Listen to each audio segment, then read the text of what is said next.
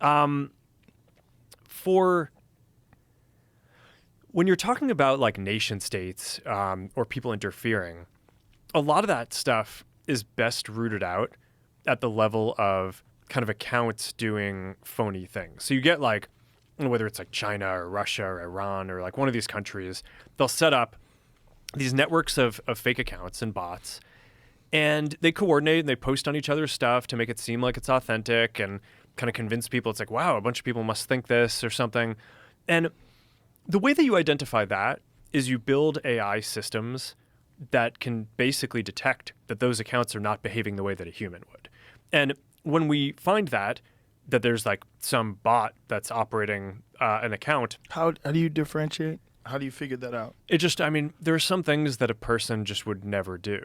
Right. So, have you met Lex Friedman? Yes. Yeah, right. Yeah.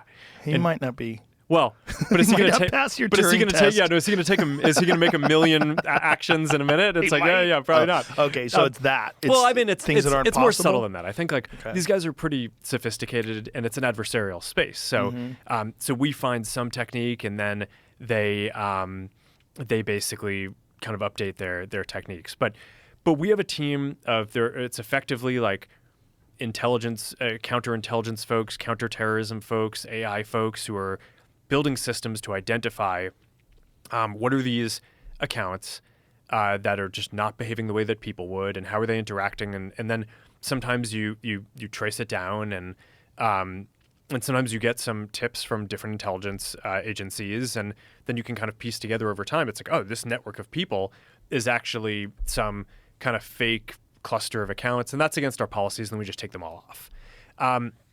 But how are you sure? Like,